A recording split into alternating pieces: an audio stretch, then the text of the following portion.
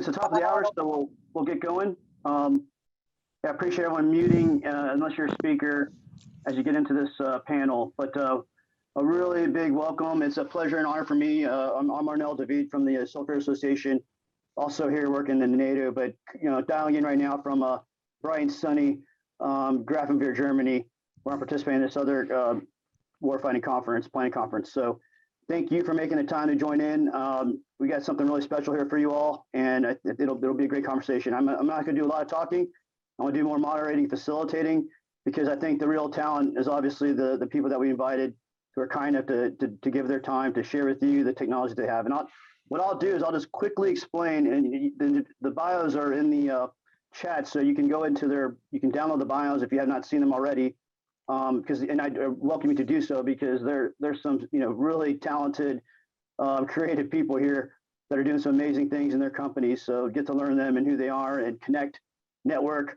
That's what this is all about from our the theme of this conference, this global civil military network.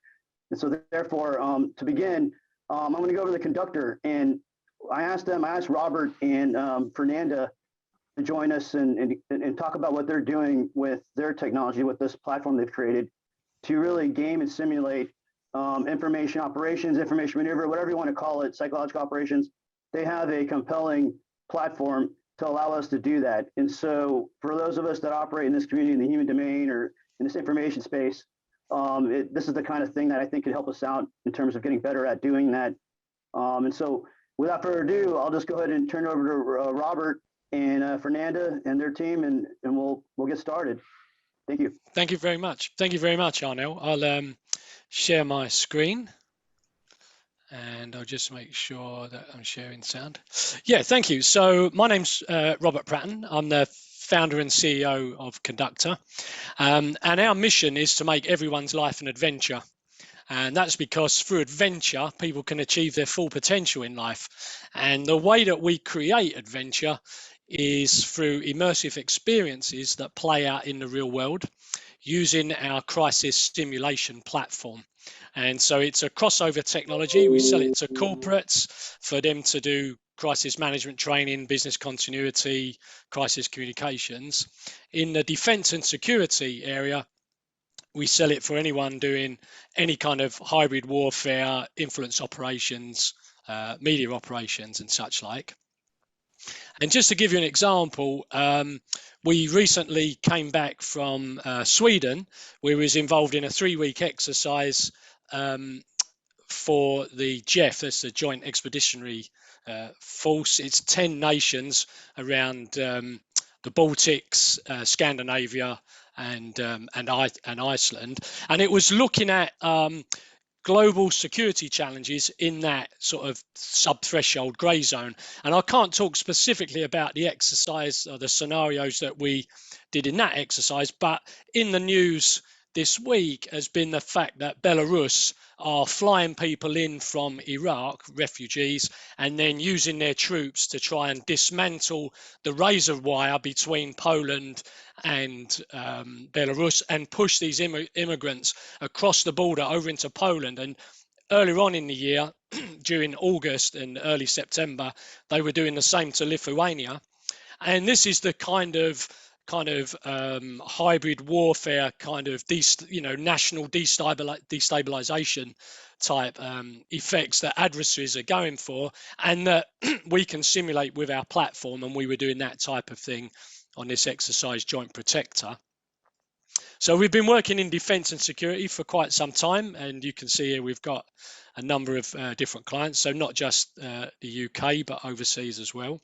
And in this presentation I'd like to talk a little bit about the platform, introduce you to what it can do, but then also look at how we design those exercises, or at least a sort of a high level, how we prepare for that type of human dimension training.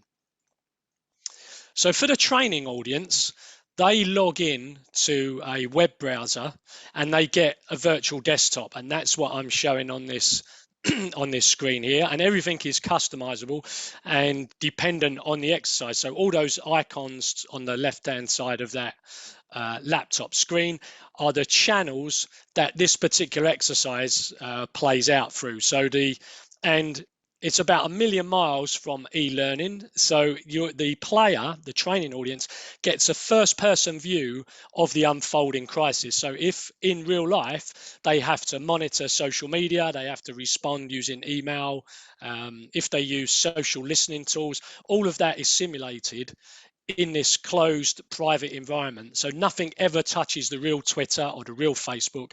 Everything is in this simulated environment, and it's very realistic, and that means that the training audience can not only apply what they would do in the real world, but also any lessons learned are directly applied to their job when they go back into when they go back into the office or back onto the front line, wherever they might be.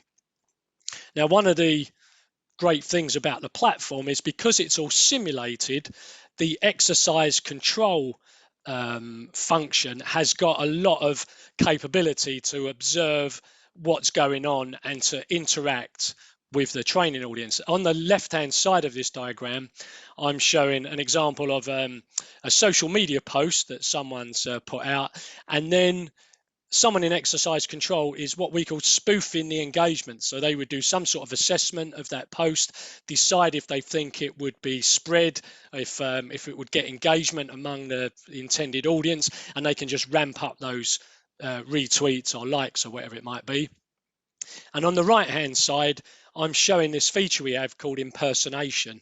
And what that allows you to do is, rather than have a one-to-one relationship between all the stakeholders that you want to model in the exercise and their actual, and the actual sort of real person in exercise control, one person can manage lots of different characters, basically lots of different personas. So in that exercise in Sweden, it's a 3-week exercise looking at 10 countries in Europe and beyond.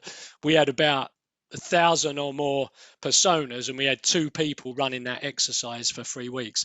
So it's quite a low demand in terms of sort of staffing for such a big exercise. So I've got a video here. If you blink, you're going to miss it. It's just a minute, but what it does is it takes a very fast sort of walkthrough through the sort of thing you can expect to see if you're in the exercise. Now, I'm showing the player interface, but actually you're going to see me role playing different things. So I've set this up for this conference just to give you an idea. So here it goes.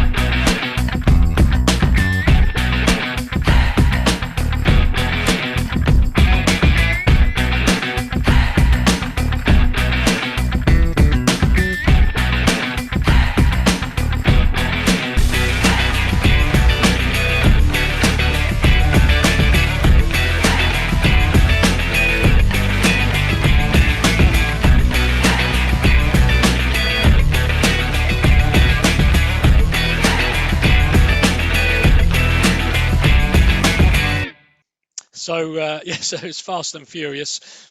So the screen I'm ending on here, over on the right-hand side, it's a capability that we've got called Pattern of Life, and each of those buttons represents one of the target audiences, and we compress those audiences on demand in order to sort of show some reaction to something that the training audience might have done, or at a particular point in the exercise we need to bring up some voices about what's going on, and I'll mention that a little bit later. So the other thing that you saw in that very fast forward is our social watch, sort of social listening tool.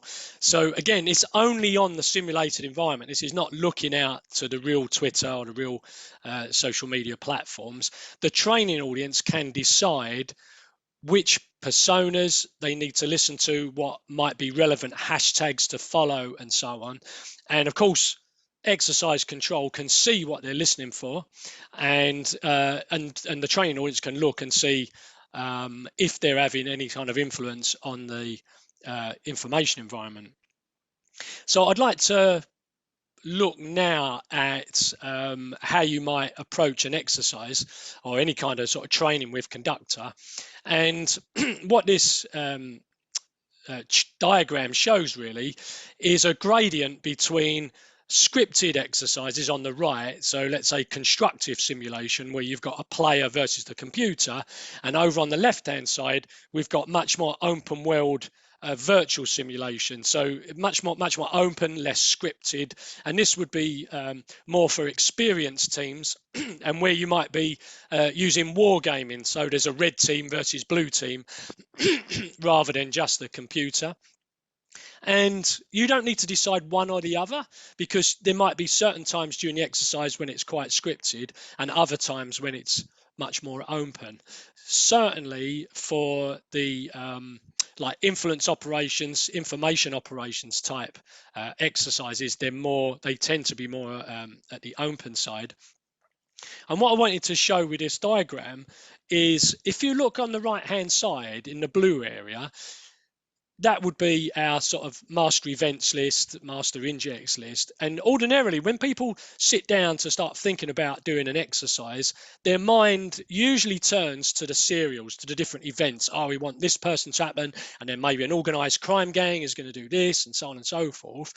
But in the space that we're operating, it's the world building area, which is on the left hand side, where we need to start thinking about, who's in the world, who are the audiences that are going to react to this exercise, to the training audience, or how do we want them to play. And one of the things we always look for, having got the sort of the training objectives and the location, are the fault lines. So what is it in a society that an adversary can use to kind of really divide people, and what might be their lines to take? What narrative might they trying to be driving in order to fracture that society, and what would we expect the training audience to try and hold that together?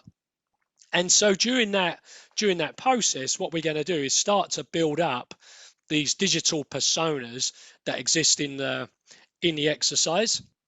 And I'm showing just a sort of like a high level example here of somebody who's a young woman, conservative, she's rural, and we can use these tags and factions to find the right people we need during a live exercise if we need someone of this type.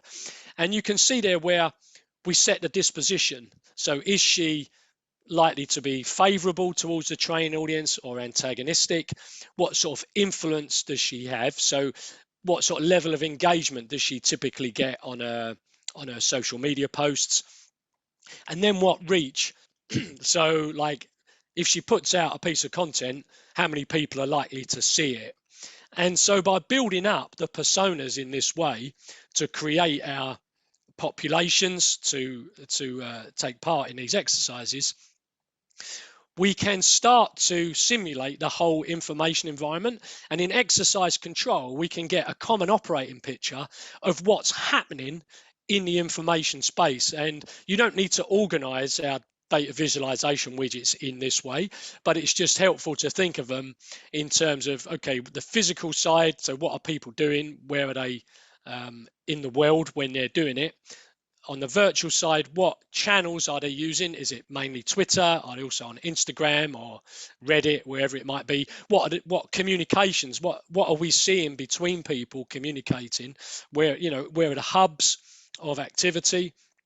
And then on that cognitive level, what is the aggregate disposition of the information environment right now? Like, are we winning hearts and minds? What sort of lexicons are being most used? Because that might give an indication if we're getting other audiences to tell our stories for us. Now, when I present things like this, very often people will say to me, well, you're basically trying to model the internet, and that, isn't that like trying to boil the ocean? Well, if we were in, let's say, the graphical space, if we were talking about a 3D simulation, we would be much more familiar with resolution, and we would appreciate that if we had a high resolution image or high resolution 3D model, it would take much longer to produce and it might be more expensive. And so it is with the information environment. So what we try to do is say we build the environment around the training objectives, and we would have certain key stakeholders, certain key actors that are very well fleshed out. So they might have a social graph. If you click them, you might be able to traverse their social graph to find their known associates and so on. And then by the time you get down to just regular members of the public, some guy that just drives an Uber and he's not really that active on social media, but maybe just uses it to get the sports results, then he's sort of represented by one of these much smaller figures. And you see this in a regular sort of computer game where everything looks like it's fully built out, but there are occasions when you go to the edge of the world, you start finding that you can't go much further, even though it looks the same. Now, because of the nature of this symposium, I wanted to finish up with an example of how you would use Conductor as let's say, a digital wrap around a traditional face-to-face key leader engagement. So on the left-hand side, I'm showing the training audience, and what we would expect is for them to do target audience analysis using Conductor, looking at the social media environment, looking at the media, using open source intelligence to find out what they can about the people they're going to meet, like what's going to turn them on, what's going to turn them off. They have the face-to-face interaction with the key leaders, shown as community leaders in the middle there. And then those community leaders might express themselves on social media, which the training audience ought to be listening for. Or let's face it, not all influencers are on social media. It could be a church leader who never goes onto Facebook or wherever. And so the community leaders would feedback through the grey cell, through the command group, where they would give us some feedback about how they thought that face-to-face interaction went. There would be an adjudication process, and we would simulate the reaction to that person's following. So feeding back to the training audience how, their influence or otherwise has affected the information environment. So just because what we provide is basically a digital environment where people can go in and use social media, and it doesn't mean that we're only used on exercises where there's where it's entirely digital. So it can be used either in its entirety or just as one bit. And I think that's a good place to finish. Robert, thank you so much. It's really incredible what you guys are doing, and I'll just give a quick shout to Vish, my brother Vish, who's the one that from our fight club here at UK that had initially did the practice play and then brought that to our board to evaluate as a tool. And it was a great with Fernanda going over the demonstration. It's a very powerful thing. So, for all of you out there in our civil affairs diplomatic development universe, I mean, this is you can do worse than invite them over a Conductor to you virtually demo this platform for you and run through it. I think they'd be happy to do that for you, and they're kind to do it for us. So, all right. Absolutely. Well, thank you very much. And, thank you. And then just for everybody, as we go on, if questions pop up, feel free to put them in the chat, and we'll answer along the way. I mean, we want to be fluid here, but there's so much talent here. This group that we want to get the most out of them, suck the most out of them since we have their time. So definitely, if something pops up or you have a question about a particular platform, or as you go through this, just pop them down there, and I'll help facilitate. So next up is we have two companies that have collaborated. I mean, really three, because you have the British Army. But I'll introduce Brian Mitchell, goes by Mitch, and then Francesca from Crisis Cast, and I'll let them introduce their team, because they have a good team, a strong team here. And then Valcomer, Dr. Patrick Christian, and Dr. Alex Nessick, no strangers to the Civil Affairs Association and sponsors of us from Valcomer. And they're going to talk about a technology a project, Tyrion, that I was happy to be involved in early on with Tech Colonel Dave Allen and Major Don Oncorn in our Fight Club to help develop a prototype, a virtual reality simulation that'll help us improve the way we might learn in the human domain, but also to interact and engage. And I won't go any more into it because I'll let the experts talk and describe this for you. So thank you very much, sir. Mitch, over to you and the team. Thanks very much, Arnil. Greetings, everybody. We'll rattle through this because there are lots of us present with lots to say. I'm always thrown when I see a presentation like Robert's because it's so brilliantly constructed and formulaic. And I guess we're the other side of that. We're the less formulaic. We're more inhabiting a world about emotions and stress behaviors. And so it's hard for us to create flowcharts as brilliantly as yours, Roberts. But congratulations. It looks like a great product, and we should definitely talk afterwards. So we've ended up being a collective of really interesting companies and people. I'll give you a very quick overview of who Francesca and I are and what our company is and where we come from. And then we'll introduce the different players. But basically, Francesca and I were both actors about 120 years ago. She's wearing a lot better than I am after all the duress. And we come from a background really of filmmaking. So my family is a Sydney-based big budget production making entity that has a market in Los Angeles, and we live on the London timeline. So in between our acting roles, we've been looking after any line production needs that crossed our borders, as it were, which would be things like the Happy Feet films and the Bade franchise and the Mad Max films and things like that. So really, really big kind of Hollywood events, frequently looking at the talent, frequently looking at the performance.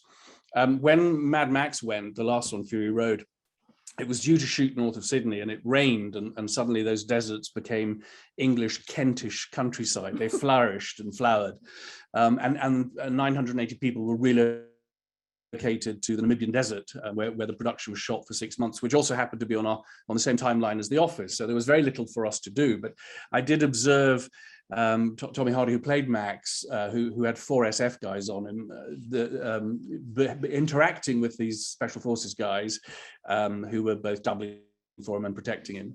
And I just came away completely blown away by the fact that there was something that special forces do around performance that very much echoed what we understood theatrical performance to be.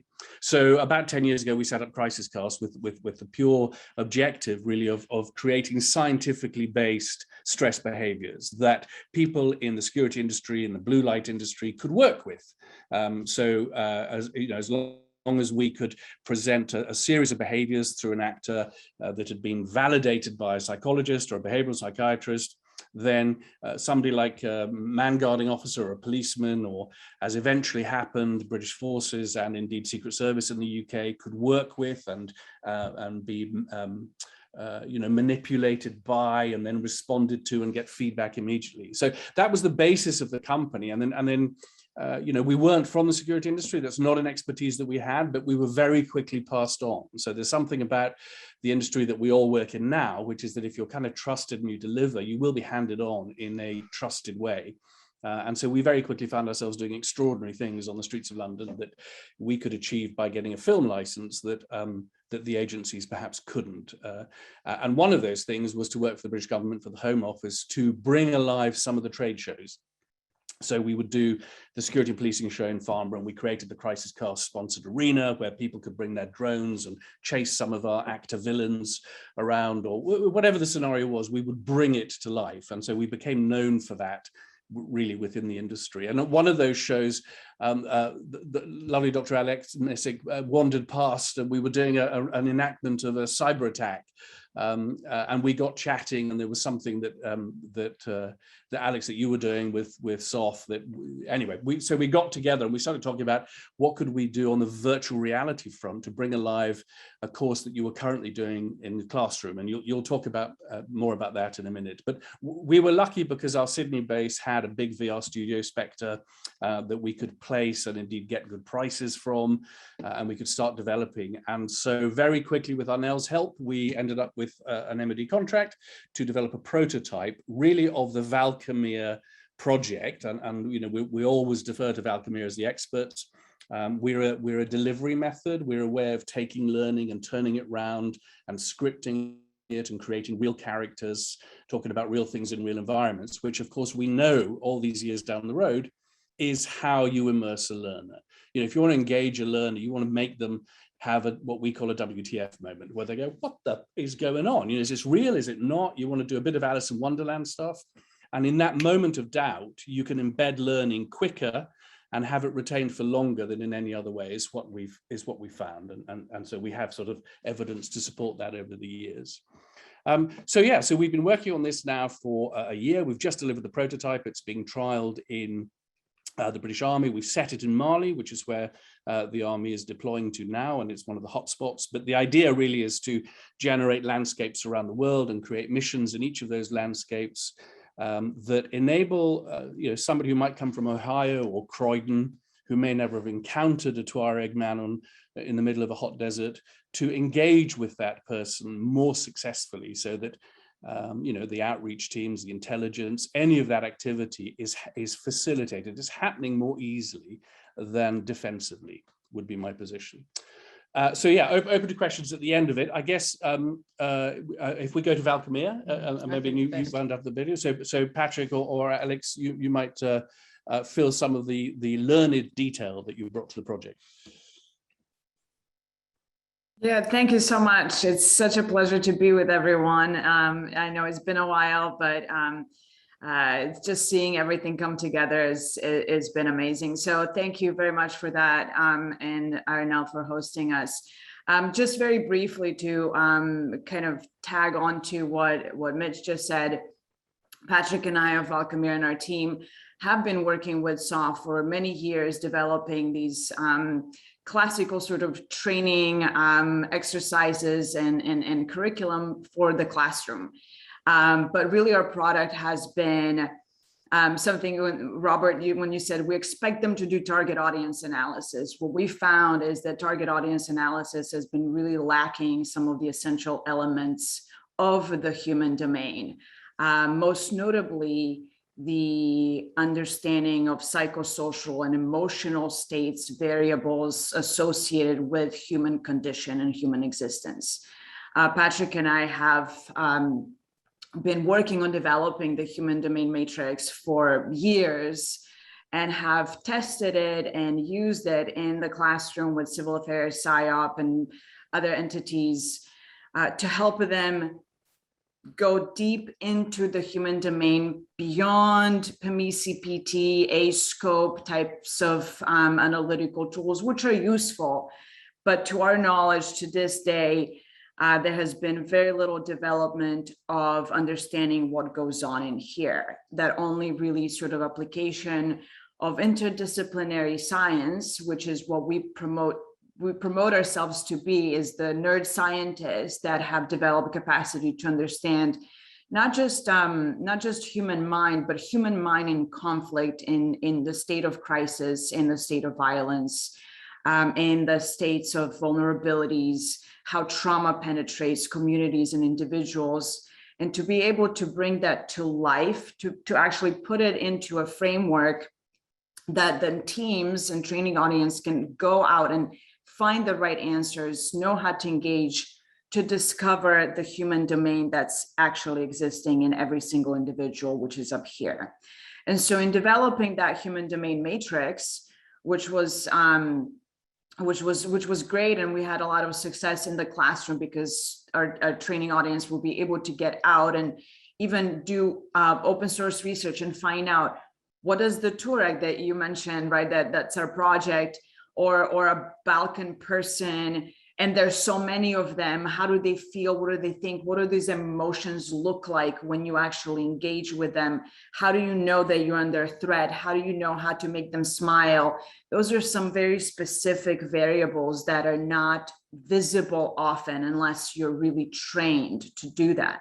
And so we figured a way to be able to synthesize a lot of this interdisciplinary science, which is namely psychology, sociology, and anthropology, to help teams develop a better understanding, ask better questions, do better research, do better with their target audience analysis, right? So I know that we're all in the business of trying to understand human domain. We're just approaching it from a very nuanced and very sort of hidden way and bringing that to life. And so like Mitch said, when I was in London at the conference, I saw their tech capability And what we've always had in mind, something that General Linder said, and I hope he's here, is he deeply believed in the work that we were doing and saw the results of it right away in the classroom. But he said, you know, if we can merge this with technology and make not just these avatars look Tuareg or look whatever, but feel it, think it, express it. And crisis cast technology just open up that space to think that we can plug in our human domain data, the psychosocial emotional data, and be able to actually bring it to life.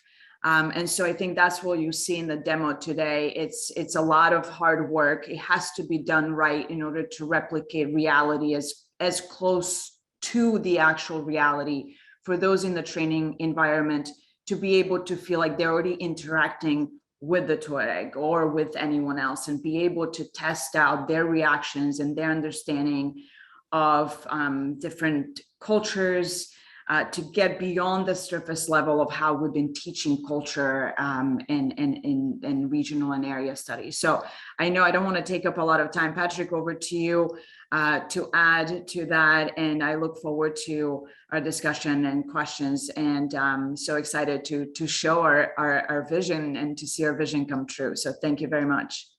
Thanks, Alex. Hey, hello, everybody. My name is Patrick. And so Alex and I have been doing this ever since we met in our doctoral studies program in Washington, D.C. And we've been kind of like colleagues ever since.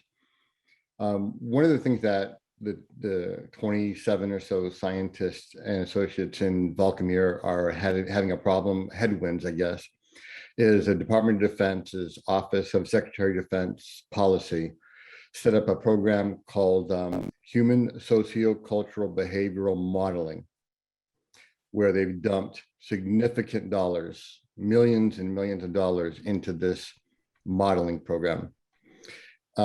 It's all being, the evolution of it is in an effort by DARPA, Defense Advanced Science Research Projects, to create a program called Habitus. Habitus, Habitus. Alex and I consulted a number of times at the Pentagon with DARPA, helping them better understand the requirement.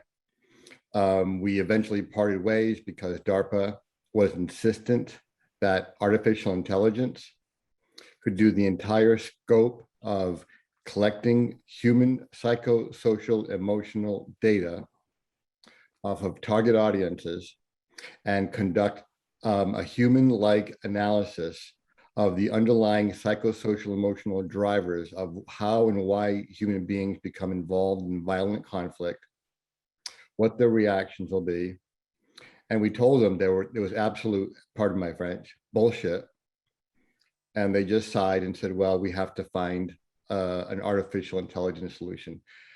Alex and I and the rest of our scientists, and really any other social scientist here, will tell you that that's not possible. A computer can't tell you how a human being is going to feel love or shame, alienation, rage, because it's a computer. You just can't do it. And so one of the things that Mitch and the Crisis Cast team is able to do is to take a body of psychosocial emotional knowledge that we've curated with anthropology to a number of different target audiences.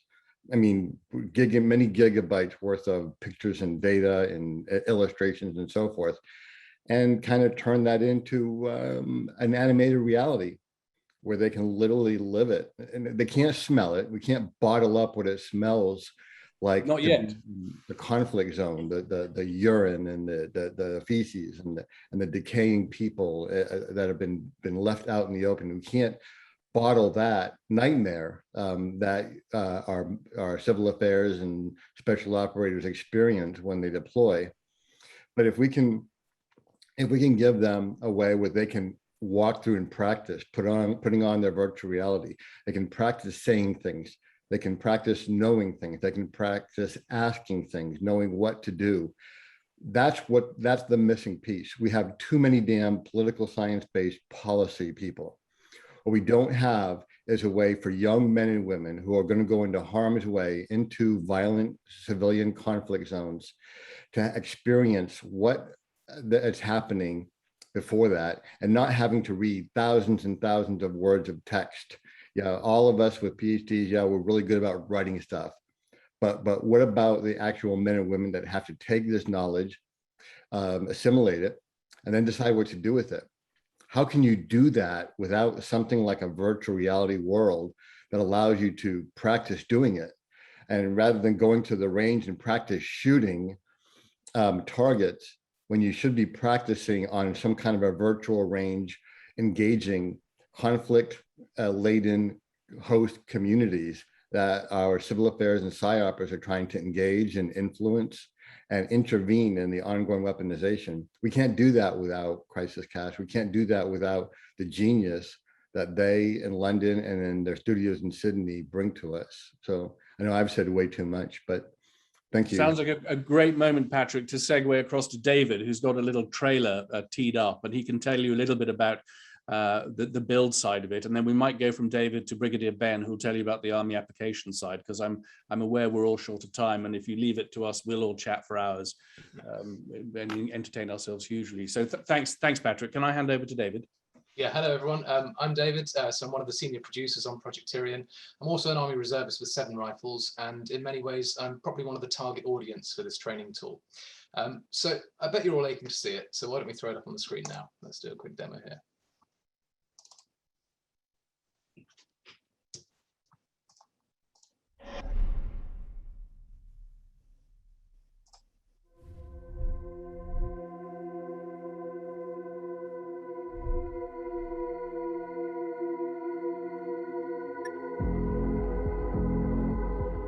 Hi, I'm Pete.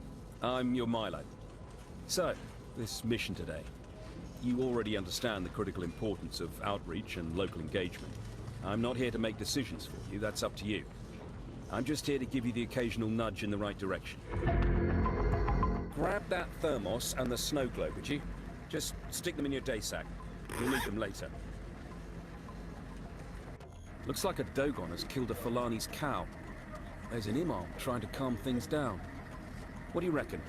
Shall I get out and see what's going on? I've got cover from the guys in the lead jackal.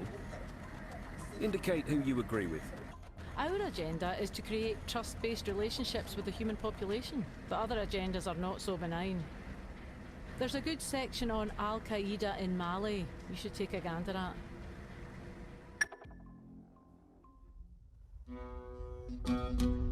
The structure of life here is entirely based on family, clan and tribe. And while these clans may have business dealings with other ethnic groups, any talk about the psychological or emotional aspects of life are reserved exclusively for other members of the family, clan or tribe. Ah, good. You're about to meet our allies, the Mali army. It'll just be a friendly chat. But before that happens, I need to introduce you to a very important idea. It's the concept of the spiral conversation. The spiral conversation means that we're going to talk about a lot of stuff that has nothing to do with what we want to get out of the meeting. You got that snow globe? Give it to him.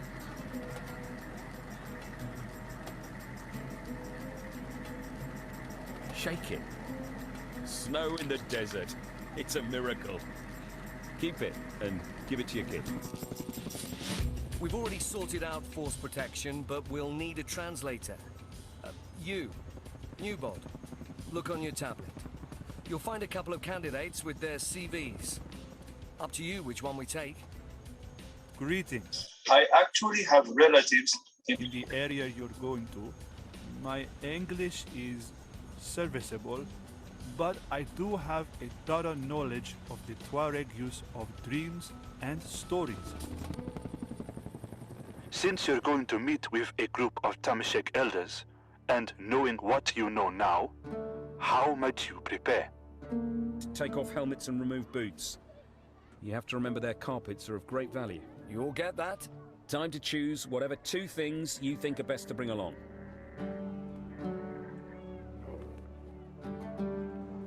Have you got anything for him?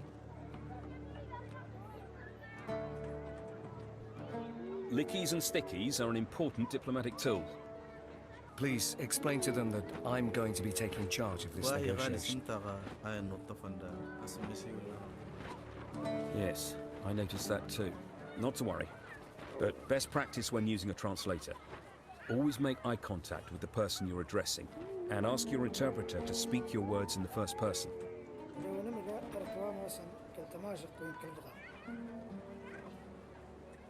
He would like to tell you something about his culture.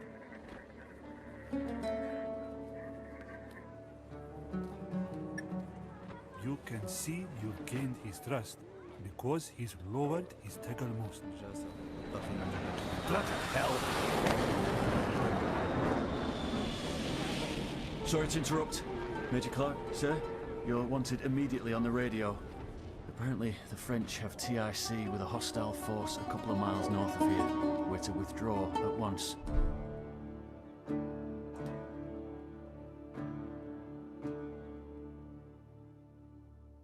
Thanks, David. So just before you tell us a bit more about how it went, I just wanted to say that the Tuareg voices were recorded in Niger, and because of COVID, we couldn't get in, but we managed to get a sound recorders to Niger, and we had a bunch of Tuareg elders come in, and we recorded them from their camels in a car park of a hotel. So that was one of the exciting elements of the production setup. Back to you, David. Yeah, and so, I mean, a big part for us has been the reality, you know, making sure we're getting it right. I mean, there's a lot of service personnel in the room today. I'm sure we've all seen war movies, and I'm sure we've all been, you know, completely broken out of the moment when we see something not done correctly. So a huge part of my job has been liaising with all the subject matter experts and making sure that we're getting the kit right, we're getting the drills right, and specifically we're getting all of the, you know, the actual interpersonal stuff right. And so that's where our experts at Valkyrie have come in real handy for us. So yeah, and we've even been working on getting, you know, the flashes on the uniforms right, and getting, you know, the way the weapons slung correct to really make sure we're suspending that disbelief throughout. In terms of the data we can capture from a playthrough, each one of these will generate huge amounts of information. So it's not just the decision that's made in the instant, you know, on the branching storyline. We're capturing everything down to what the player is looking at a particular moment in time, thanks to eye tracking technology. So this doesn't just allow for an in-depth after-action review, but we can also then feed that data into a computer, and we use that information to really tailor our approach to the training as an organization going forward. And so with that, I'd like to hand over to Ben Edwards, who can tell us a bit more about the advantages of using VR in this context.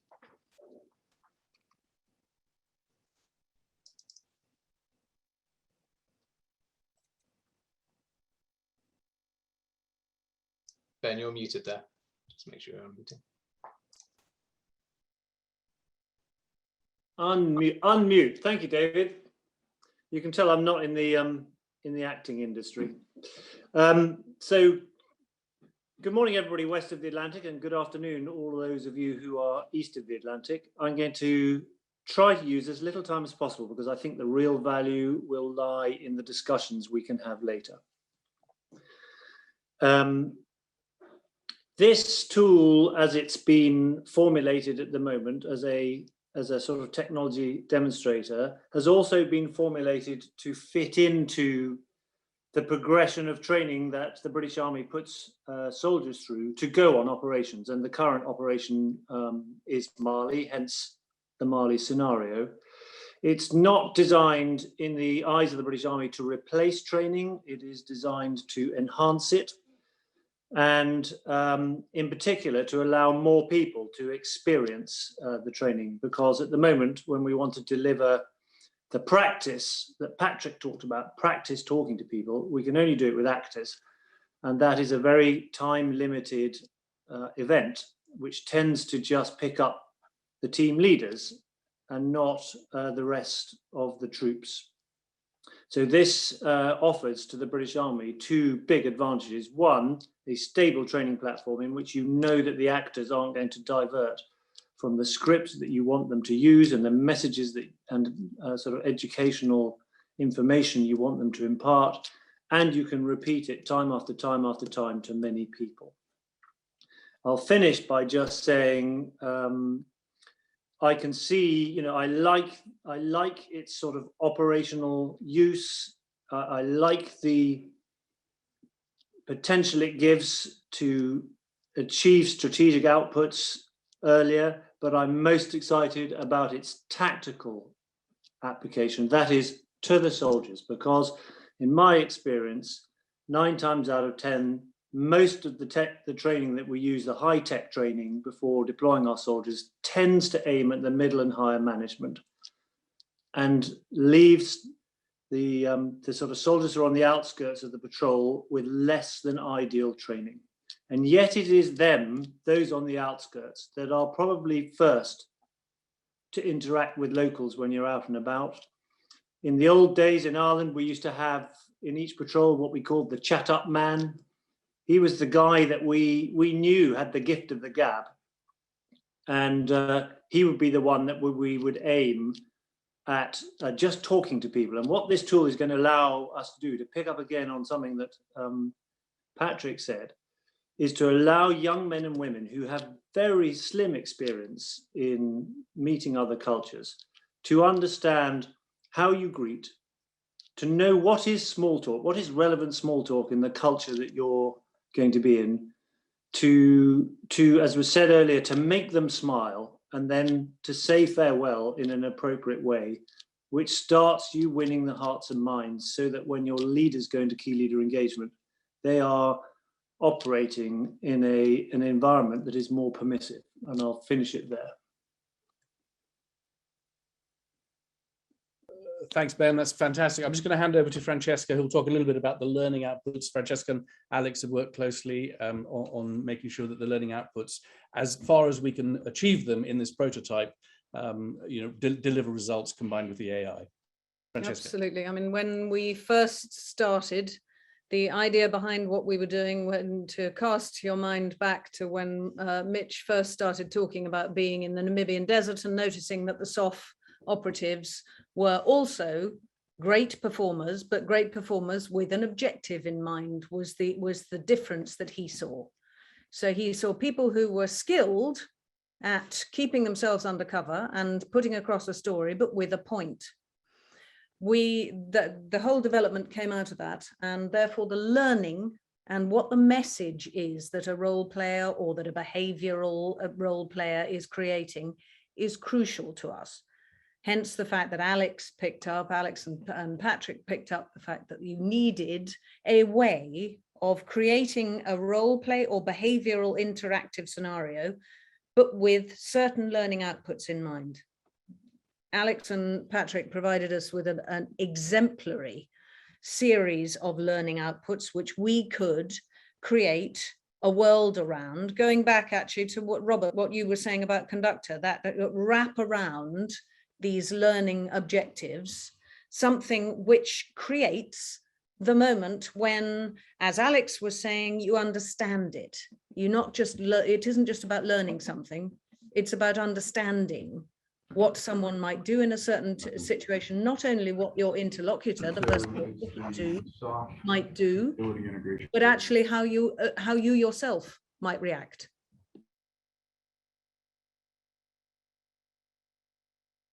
You're on mute, Francesca. Sorry, my bad. Sorry. He thinks I've spoken enough, but there's a couple more things that I just want to add. One of the reasons why we thought VR would be quite so useful and apposite for exactly this was because of that experiential learning, was because of what Patrick said, learn from experience. Those who have been in the Sahel will know exactly what it feels like and will know what it smells like. We wanted to try and create, and given the extraordinary ability of VR, you can't create the smell yet, as Mitch said, but you can create the feel. So we created something which makes you feel as though you have been through it. And as most trainers know, there is no better way of learning than learning through experience.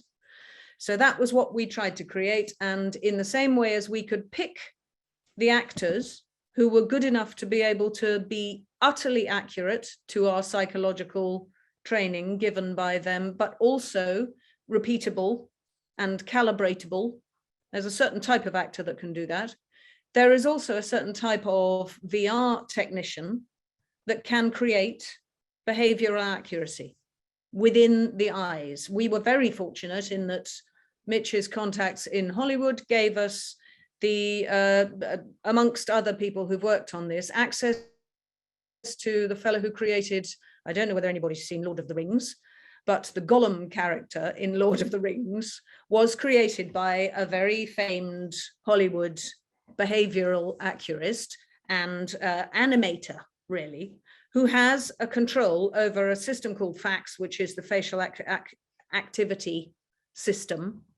So we have been able to create and will be able to create something where you can literally turn on or turn off exactly the response you want from your interlocutor. And probably we're saying that Unreal Engine, which is the software that we use to generate the virtual reality, has created something called Metahuman, which is based on that FACS system that Francois Laroche developed both for Gollum and for Hulk. And so this is a prototype. We hope this deploys, and if it does go wider, then we will definitely be using Metahuman to create much more of those subtle facial gestures. And within the engine AI, of course, we'll be presenting different options to the player to make decisions upon tiny, tiny micro gestures. And picking on that AI point, one of our other partnerships was with a particularly impressive education-based AI company from Sweden, who have come into partnership with us in order to develop ways of analyzing the AI. I mean, you're absolutely right that the data, David was talking about the data that is there. The data is enormously valuable, but so far AI has concentrated mostly on, quantitative rather than qualitative. This is an extraordinary piece of AI and use of AI for educational purposes and for learning purposes, and they have found a way of using the qualitative as well. So the reports from the data that will be able to come out will be enormously valuable. What's really interesting, so the company's called Pratten, and it's headed up by the ex-First Naval Sea Lord of the United Kingdom, and through his understanding of military needs, rather like Brigadier Ben's, he's got a particular skew on it. But what's coming out as a really interesting byproduct of this is that if enough people go through the virtual reality experience, let's say 1,000 people go through it, the visualized data outputs from each gameplay would allow us to say, or would allow the authority to deduce that a certain percentage of that cohort are trigger happy or too laid back, or with a slight tweak to training in this particular area, they might get more intelligence by triggering a particular response. I think David's just put up on the screen here some of the visualization from Pratten, but it's proving, I said at the beginning that we've ended up being a collective, and it's for us, it's the most exciting collaboration between top of the market expertise and understanding. And I think Pratten add that to the final deliverable from this. It's not just a VR game, it's also a really powerful authoring tool for an authority that wants to engage its populace in what we're trying to achieve through a bit of theatre, really. And it's crazy. Back to what Ben was saying, there is also the possibility, which we've always found with exercising, and Robert, you'll know well, that wonderful moment when you do come across somebody who you had no idea was superb in this situation. Through going through the game or the gamification of it, you will be able to identify your chat up guy or your chat up girl, because there will be somebody who's really good at it and they didn't even know they were very good at it. It's less to do with what you know than how you react.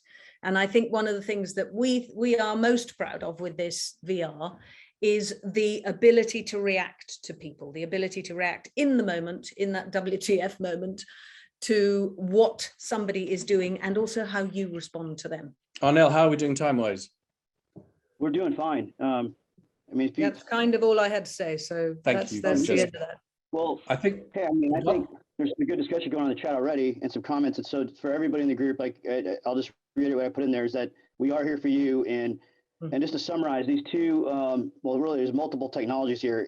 Just to cap why I think this is rather incredible and remarkable what has happened with this particular project with the human domain virtual reality tool is that, when I was asked by the Chief of General Staff in my last job, the head of the British Army, he's like, so Hollywood's really want to work with us. It's like these film industry folks are, I was like, yeah, they just care about, and I think Mitch, you have family or from the Chindits from 7th Brigade, and you just kind of value, and it's almost like charity work or nonprofit type, because you put in invested a lot of the reason why this collaboration you've already highlighted is so powerful, bringing together the power of the creative arts and the science. And I think all of you are doing that in a way that is unprecedented. And the speed with which we're developing these prototypes we're not used to this. It's not traditional the way we went about it with getting the money and the funding with Dave Allen and Major Olcorn helping out. I think it's really been quite the team effort to make this thing a reality. And therefore, I mean, we really are celebrating this in a way where you now have a thing that we've dreamed about, as Alex said, and now I was able to demo it. We brought it to the Allied Rapid Reaction Corps. I put my generals on, and it's like, for many of them, they never put on a virtual reality. So they were like tripping out, like, whoa, what's going on? Because if you haven't tried the latest technology of virtual reality, put it on, you're entering another world or universe. It's very powerful. And so that said, what's the plan for, I want to get the guys at Fort Bragg. I know lots of friends around here that are curious about this stuff. Once we get a kid out to Patrick or whoever, Alex, to put this thing out some people's heads to try out. Is there a plan there? Absolutely, yeah. So we're just waiting for COVID to give us a break, and David actually will be traveling out to the States to work with Patrick and Alex and the team there, particularly Carl, who has the ability to get us into demonstratable positions so that we can get people into headsets. I mean, what we're showing here is 2D, but if you actually put the headset in, it really is quite extraordinary how rapidly you succumb to the environment that you're in. Anybody who's done VR will understand what I'm saying, but this is particularly interesting. It's not a kinetic engagement, this, which VR tends to be. Robert, you'll know that there's a lot of firearms VR and cockpit VR and tank training VR. There isn't much where you just stand in a space with another human being and in a sense allow your own feelings to flower within that VR space. It's the most extraordinary thing that we're trying to achieve, this collaboration, this collective is trying to achieve. And if I can say, actually, Arnel, you're so right, it's the experience. Yeah. So it's one of those things that on a Teams call, Teams calls are not the best medium for most things, but on a Teams call, it is very difficult to give that feeling that you are experiencing it. And that's why we went for VR, I think, because VR does give you a chance to feel the hairs stand up on the back of your neck. A lot of what we've done has been to give people the confidence to follow a hunch. Mm-hmm. So if I can add into Francesca, one of the things that drives the whole program is called the Human Domain Matrix.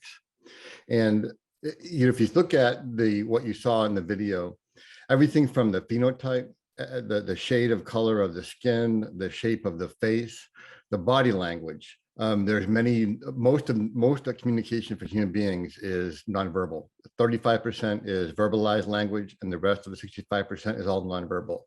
Now, some of this nonverbal is universal, true, like the narrowing of the eyes or the way that the mind or that the body reacts to the mind's feelings about shame or alienation and anger.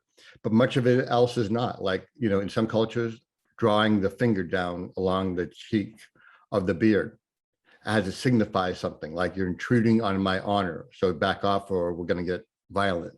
So there's so many more things that have to be discovered individually through each target audience and then brought to life. But the body of knowledge of phenotype, archetype, identity, emotion is so vast that Alex and I had to create this matrix that would guide us, even ourselves, as we do our psychosocial emotional profiling of a target audience.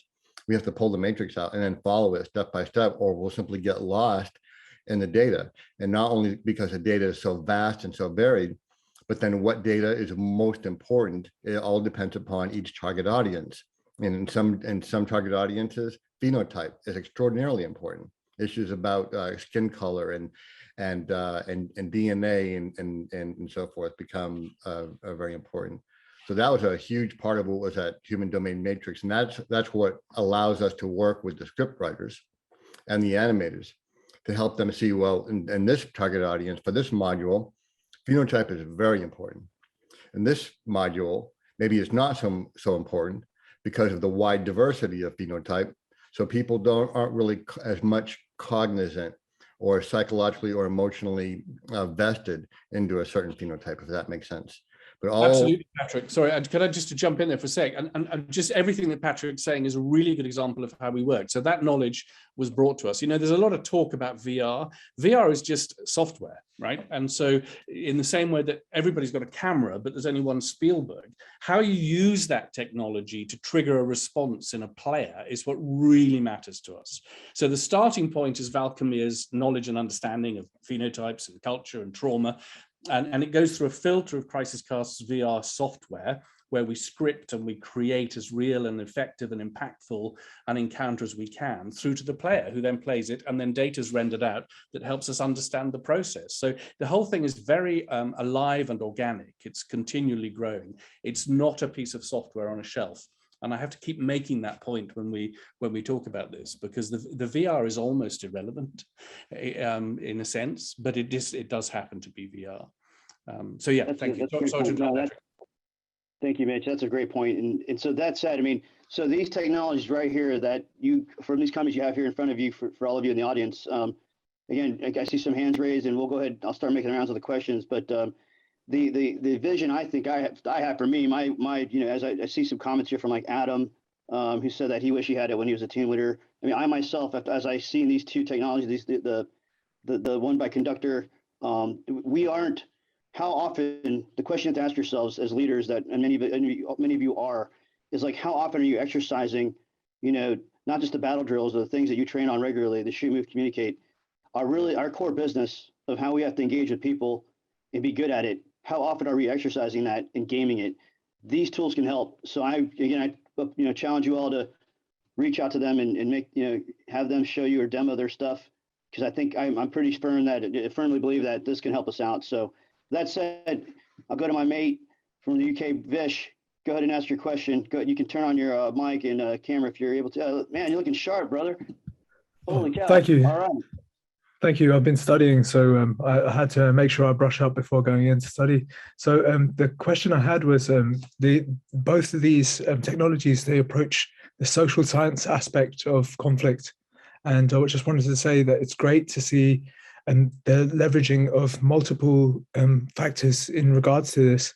And the question I had was, would you be looking to promote engagement and development outside of, beyond the range of current operational environments, but also looking to the future and future-proofing for, let's say, different operational environments, such as, let's say, the littoral environment and similar, and looking into, like you said, the phenotypes, and then even if we go back to the social environments of the internet and the information environment. So on that note, over. I could jump in with a quick answer, which I meant to mention earlier, is that Patrick and I spend long, weary Fridays working on crazy ways of creating this impact as a sort of contagious event. And one of the elements would be around augmented reality. So right now we're looking at virtual reality, but there is the potential to, and also Brigadier Ben has been part of this conversation, to bring some of this phenotype understanding and cultural understanding into a gun sight on a jackal. We could potentially integrate these two elements so it becomes very immediate training rather than training. It could become in the field. Patrick, Brig, Ben, I don't know whether you want to say a bit more about that. Just muted, Patrick. I will. I've got my hand up there. So I'm just going to pick up a little bit on the question, is do you think you're going to be looking elsewhere? And the answer, of course, is yes. Anybody with an ounce of imagination can see where this technology could take you. We're at a very nascent stage where we need more money to prime the research pump, if you like. But if we get it right, we could produce scenarios that would be applicable to any nation's foreign office or any nation's big international industrial partners to help them and their staff get a look in and practice the small talk, so that when they go to a substantive meeting, that meeting goes better the first time off. If I could add one thing. Oh, sorry, Francesca. Just quickly, because I love what you said, Ben, just now, that if we get it right, and that's been, I think, the most important element in Valkamir's initial development of the human domain matrix, is to get it right, is to push everyone to get it as close to reality as far as collecting data on the target audience, understanding, you know, Patrick, many times we've had questions like, well, what is a phenotype and why does that matter? Why should I figure out what skin color matters to that group, and why there will be violent reaction to someone who is just a few shades different? Whereas on our side, that doesn't really matter, and we have a very different approach, but getting it as right as possible to the reality that oftentimes we overlook, and we do over and over and over overlook, has been really the most important work that we have tried to do in bringing the science to light and applying it, and saying, you know, getting into the space that is very unpleasant because it's laden by trauma, it's laden by violence. So I really appreciate that. And I think that is probably the most important element for anyone going through any training, is to get it as right as possible. So thank you for that. I'm going to add something too, real quick. That so when we talked about, when Mitch talked about the next step, augmented reality, let's talk about how we learn as human beings. How many times have you been in a course and then you deployed into the conflict zone or deployed into the war zone, and you just simply couldn't remember everything when you needed it? Fair enough. And that's just the way the mind works, because you get overwhelmed and so forth. And while our minds are an amazing machine, okay, let's face it, only 5% of your awake executive agency, the part of you that's listening to this right now, 5% of your awake executive agency is responsible for decision-making and meaning-making. The majority of your supercomputer in your mind, the part of your mind that holds 2.5 petabytes or 30 million data megabytes, that's all subconscious. And you don't actually have immediate control over that unless you're a savant. So we need to have a tool where men and women, when they move into a violent conflict zone, they have some kind of a tool that allows them to be able to access the sum total body of data that they had available to them in the training environment, and including all of the research. So what we're thinking about with CrisisCast and others is this deployable tablet, a deployable iPad or something like that. And it geolocates itself automatically, and then starts downloading automatically the sum total data of phenotype and archetype and narrative that we have been developing and building. And it does so in some kind of in a way that an avatar will help explain and provide to the operator in terms of on either the glasses, the iPad, audio, as many senses as we can through Mitch and our stuff to provide knowledge to the operator in the field, relevant exactly to the village that they're in. That's the right way, because this is just too important. You make a mistake and the village goes up in flames, right, through interscene warfare. So, and just to add, thank you, Patrick, to follow up exactly on that. Both Alex and Patrick have kept us absolutely accurate to the microcosm of what is really important. We keep accurate on, but in the training, of course, as you were saying, there is an enormous macro vision there, which is de-escalation powers, the ability to understand intelligence from somebody when they're not speaking. These are universal, rather more macro learnings, which you will get, and as you say, are adaptable to anything: civil defense, civil engagement, the literal sphere.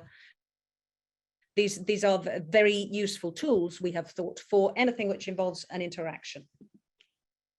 You know, so one thing too I want to add in off of Francesca is that, so I just spent the last couple of weeks in Erbil, doing in-depth research into the Northeast Syria conflict communities along the Euphrates River Valley. And as you probably know, the IRGC, Iranian Guard, is there with the Quds Force. And you probably may or may not have known this, but the Al Fatah Mayoun Brigade is a group of Afghan Hazara Shia that the Iranians have weaponized and turned into a little army. And they're busy introducing hashish and heroin into northeast Syria and getting young boys addicted. At the same time, they're also pressuring fathers and mothers to let their daughters go into what's called temporary marriages. Now, of course, the families don't know about all of this stuff. But ask yourself this: why is the Quds Force, the Iranian IRGC, interested in breaking these Arab Sunni societies in northeast Syria? Why are they interested in doing this? What's happening? And how are they doing it? How does temporary marriages or the introduction of drugs affect the Arab Sunni families in northeast Syria? Now, if you don't have access to both training and augmented reality, you're not going to make sense of it.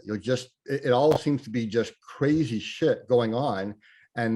But having said that, I can tell you right now that the successors of Soleimani definitely have a game plan. They definitely know what they're doing. They're definitely working actively trying to break the society. And it's exactly the same thing that Moscow is trying to do in the Baltics, the Balkans, Georgia, Ukraine, Moldova, and so forth. First, break the society. How do you best break a society? By breaking them down psychologically, sociologically, and emotionally. And then once they're broken down, you can start inserting whatever kind of twisted, nasty ideology that you want for your own nefarious purposes. I mean, that's the nature of warfare in the 21st and 22nd century. Brilliant. Thanks, Patrick. Let's go over to Anthony. You got your hand raised, mate. Go ahead and ask your question, and then we'll go to Amelia. Okay. Afternoon, all. I should say, first of all, I'm also a member of the UK Fight Club. So that's my angle there. And I'm a civil servant analyst and a member of the Royal Logistics Corps Army Reserve. So that's just who I am. I've got a point to sort of raise and a question to ask second. I should first of all add my experience is that I know Russia to a degree, and I'll come to that in a second. So on the point on the technological, sorry, excuse my words, I am dyslexic, technological side of these games and VR simulations. An example is a while ago when my first son, who is half Russian, was here on holiday. I basically gave him my old computer games, the Call of Duty ones and Battlefield. And the first thing he pointed out is the language, accents, and slang were wrong. He could pick that up straight away. I know these are for kids, teenagers, and whatever, it's commercial, but the thing like with the region of Russia, for instance, I know the Chavash region of Vash Republic of Russia. So I want to make sure that the producer of the game, or sorry, not games, that's the wrong word, but these programs or whatever, and my experience is purely of that region, I don't know other areas of interest, but the slang which locals use and things like that are very specific. And I don't know what they're going to do to program that in, but some things and these off the shelf in the Civvy Street are very obvious. So that's my first point. And the question is, and I've been really trying to research this myself for other reasons, is what the competition are using. We're all using these programs here which are being developed, which is fantastic, like the VR. But what are the competition, and I'm not just talking one region, there's several competitors, what are they using? Do any of the producers here or speakers here know what programs they are using? I'm trying to find out myself, but it's difficult to find out precisely. Thank you very much. That's my question and point. I could answer very briefly two of those. One is that you may not have been in the chat when we spoke about wheeling down some Tuareg elders to a car park in Niger and spending 2 days recording them speaking genuine Tuareg as genuine elders. So a lot of our mission really with the VR has been to go for accuracy. As David said, accuracy from the weapons to the slings to the way that sidearms are held, so that nobody who plays or inhabits the experience can go, no, we don't do it like that in our bit of the British Army. We wanted to get that out of the way so that people were immediately caught by the engagement. Which was also what Alex was saying about the absolute accuracy, and what Patrick was saying about the absolute accuracy of every single phenotype and every single, this micro accuracy matters enormously, Anthony. I think you're absolutely right. Yeah, so that's our big mission as well. And the second thing is that, as far as I know, we're the only people occupying this particular space right now in virtual reality. Long may it last, by the way.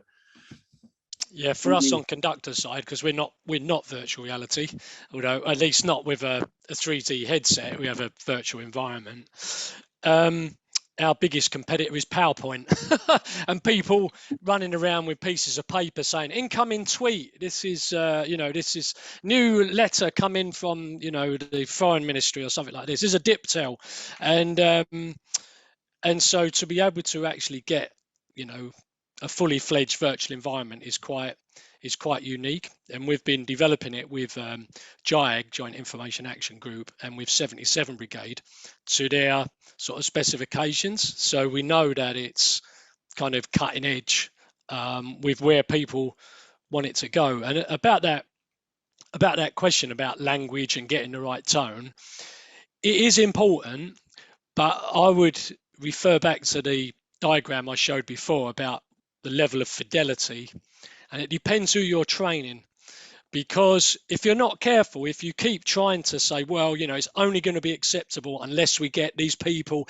in some far remote place, you're never going to afford to be able to train as many people in many regions as you want. So you have to say, right, well, the people that we're training right now, is it better than PowerPoint? Right, then maybe we don't need to go to the edge of beyond in order to record someone who's completely authentic, because whatever we do is going to be better than that. And then as you get up the level of expertise, then maybe you need to go to another level, because I think it's much better to be pragmatic about some of these solutions and get them working and understand what doesn't work or where it falls down and then improve that bit, rather than keep waiting to give it your best. So that would be my point of view on that, because you'll find in our exercises some audiences are very well defined where it matters, and others are less well defined. And then you'll find that in any computer game, you'll find people just milling around the marketplace.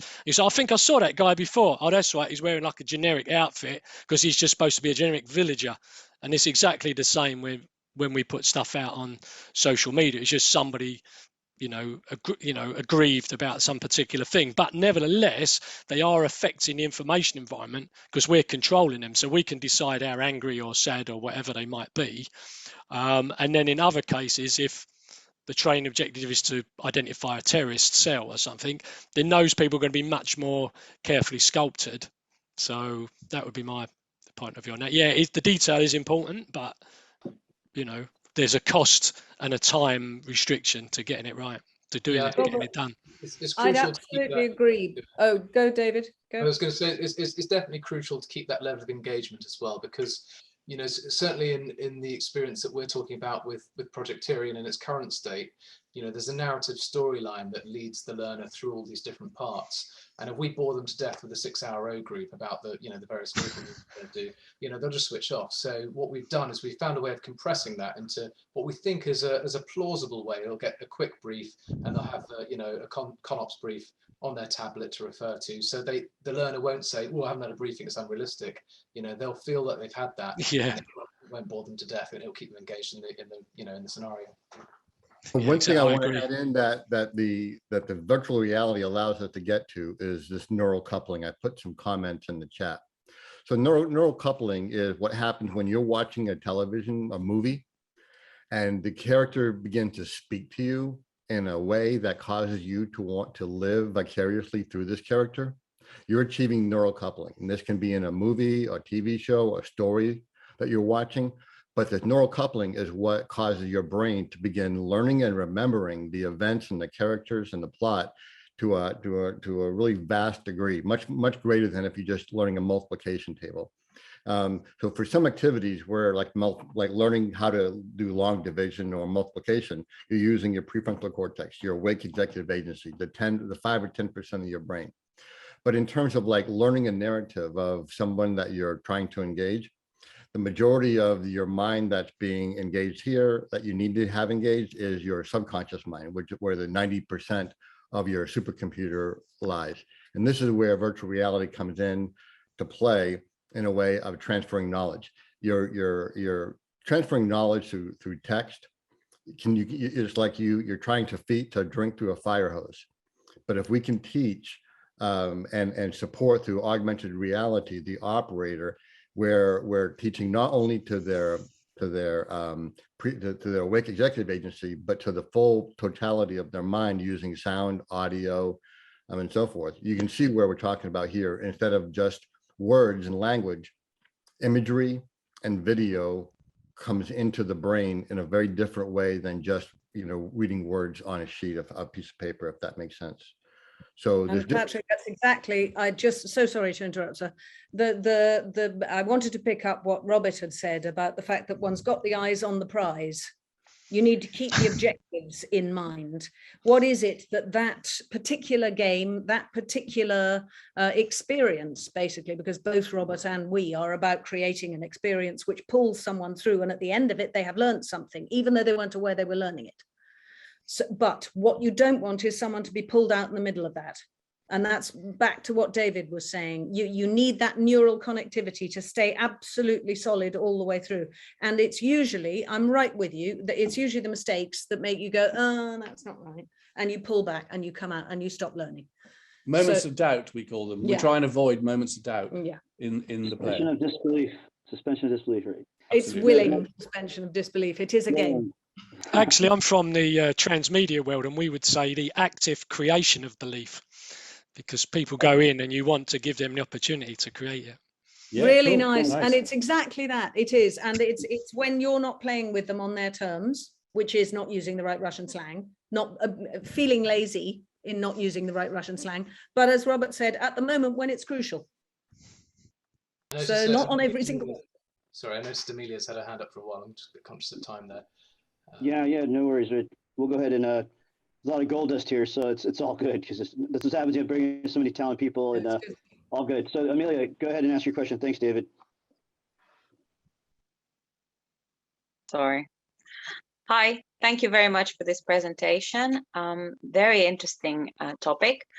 I'm gonna start with the confession that I am a practical sort of tech analphabet here.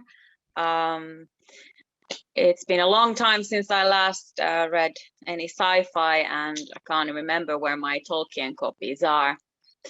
But so if I take a bit of stab at this, nevertheless, coming from a perspective of a civilian who's worked in this space with, background in humanitarian affairs and human rights and et cetera, et cetera. I'm just wondering about and also doing training and capacity building myself. I'm wondering if I understood the part about the response by a trainee, that if that was captured and how it was captured, because if I understood, there was David from Crisis Class said something that there was a capture of a participant's responses, somehow related to the facial eye reaction or so forth. And I mean, that just got me to thinking about, data collection and data ownership. And again, I thought about, and I asked in the chat about resources for this different qualitative data that was collected from the Tuareg people and the Balkan people. And again, I take it back to data. Who owns the data, and what does that mean in a world dictated by data protection laws, GDPR, and so forth? I can jump in very quickly on that. At the moment, for the prototype, the data is entirely anonymized. So any data that we manipulate or play on is delivered to us anonymously by the military, and we then analyze it on a secure server outside of the military safe space. So we don't know who we're analyzing or who we're aggregating, but we are able to say, of 20 players, 30 of them miss this visual clue. Is that right, David?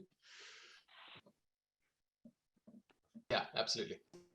Yeah, and the in civil affairs, I know they still do the, I forgot what they call it now, the solicitor. You go through like an engagement where you're meeting with people, lots going on.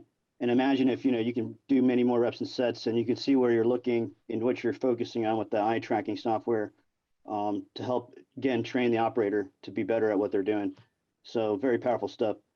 Conscious of time, and I just want to respect your time. I think, did I get everyone's hands up that had them up? Oh, Stanislava. Well, we'll close out with your question. Go ahead, Stanny.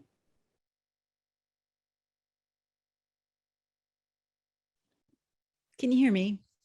Yeah, you're good. Thank you.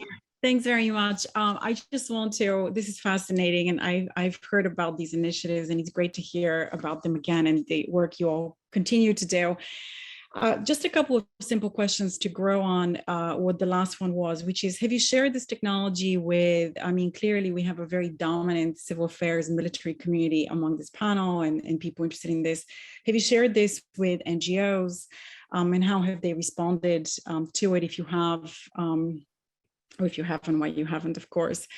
And have you gotten any, I guess in a lot of the research you're trying to feed into this, have you gotten any responses where someone has come back to you and say, this could, the military are there for a short time, you're drawing on these things, you're training yourselves, you're kind of this close community. This would never happen in real life if you got a bunch of different NGOs and had them recreate a version of what you have all tried to create. So that's my first question. My second question is, I'm in the process of concluding my own research on this topic, as I know Arnel knows. And one of the things that I've discovered is that there are definitely personalities through the selection for civil affairs, specialty and so forth, that are kind of more suited to this kind of work. I guess my question is, in any way, have there been any conversations or recommendations around reverse engineering some of the findings and saying, based on the reactions we're receiving, to feed into the technological robustness of this is the kind of profile that's best fitted to recruit to be a civil affairs officer? My argument is, anytime any military person steps foot in another country and they see a local, be it at a market or on someone's farm, to stand up a satellite system, you're civic engaging. So as much as we try to kind of alienate into one type of specialty within the military and who's doing this work and the kind of training they should be receiving, the argument really is that all of us are civil affairs to some extent because of engaging with another populace. So those are sort of my two main questions. Thank you for the opportunity, Arnel. Thanks, Stanislav. So Thank you. Can I answer these questions quickly, because I have to run? I was going to hand over to you, Rob. I was just going to say very quickly that Conductor's much further ahead commercially than we are, so we're still prototyping. So I couldn't answer your NGO question, but we would like to come back after Robert spoke in and talk about the reverse engineering. Robert, over to you. Yeah, it's widely used by NGOs, so UNHCR, UNICEF, others, and they love it. And on the recruitment side, it has been used by Pepsi to do recruitment as well, and that was something that Fernando was involved in. And the idea is that people reveal their true selves when they're under pressure. So the situation was, people that had been sort of pre-selected, they would turn up in cohorts of, they were in groups of 25 people, but in groups of 5, and they go through a crisis simulation, and observers watch how they're behaving, and the observer is getting information about what's happening in the crisis sim. So it says they've just been told that so-and-so's been embezzling the funds, and there's a lot of ambiguity necessarily, so that there's no right or wrong answer. And what they're looking for is how people deal with that information, whether they share it in the group, how do they resolve conflicts and such like. And based on that, those people were then asked to sort of like sit in the waiting room, and we have an assessment toolkit. They assess all their behaviors, which are then sort of fed into like a capabilities radar diagram, and the people that fit the profile then get invited to a face-to-face interview. So yeah, so that, as Brian said, it is as is not a prototype, as is a working platform which is widely used in the corporate space, and the Foreign Office have used it for a number of years now for consular training, not crisis, but other consular issues that come up. And with that, I'm afraid I have to rush off. Thank you very much for having me on the conference. I've really enjoyed it. Thank you. Thank you, Robert. Here's Thanks Robert. so much. Thank you. Bye. Just very from NGOs, from consulates and embassies, and so we're pretty sure that our side of the fence is going to be attractive to a lot of cohorts of learners who could do with this kind of first encounter. And I think Brigadier Ben was going to come in with one last comment. How incredibly mean of you, Francesca. You put your hand I up. must have just, no, I was waving goodbye to Rob. Oh, you were waving goodbye. If I can just say, mute yourself again. That's absolutely. If I can just say that absolutely the concept of widening this as much as possible to include any human interactivity is where we're at. We believe that you can learn through this tool in any particular. It's almost like using, you create a different set and create the different actors and put it in, but make your own feeling just as engaged. Yes, I think it's really important behaviorally to be able to do that. But again, we'd have to go back to Alex and Patrick and make sure that it was absolutely accurate to whatever it was. Oh, I mean, conflict resolution, de-escalation, interviewing. There's I mean, there is some stuff happening with virtual reality and interviewing already, but certainly that anything that's human to human in that virtual space is something that we're going to be exploring vehemently, I'd say. And one of the things that I would say is say something very quickly to this. Just finish this off quickly. Sorry, role play has always been used, and role play is, as you said, there are actors. Actors are not repeatable in the same way as this is, not calibratable in the same way as this is. They are fantastic, but they get tired, they get cold, they get, there is something ultimately. One of our clients calls it a wind tunnel. It's like a behavioral wind tunnel. You put yourself and you put your own team through this in order to stress test it. I'm so sorry, Alex, go. No, you're brilliant, because this is exactly what I was going to say, that prior to meeting you guys, when we didn't have the technology, Patrick and I were doing this through simulation using human domain matrix that we developed in the classroom. And so we would bring in some of our Valkamir partners who are of different cultures, tribes, and tested this multiple times in the classroom. But of course, this gives us an opportunity to really expand instead of traveling around and running around with our textbooks and getting everyone to read 300 pages of thick data on population and getting them to practice. This is a more applicable, more useful tool now. And so we haven't been able to reach out to NGO community because most of our work has been with SOF directly in the classroom practicing this. But absolutely, this is something that should go to anyone who's engaging with anyone outside their own cultural identity. So, well, hey, one last thing is, if you guys have an interest in more of this kind of case studies, if you go to the Valkamir LinkedIn website, there's lots of these kind of, it's not cartoons or comic book, it's called graphic psychological ethnography. But a lot of the data comes into, it looks like comic books, but anyway, so just for your benefit, if you want to go see some more of that, it's online.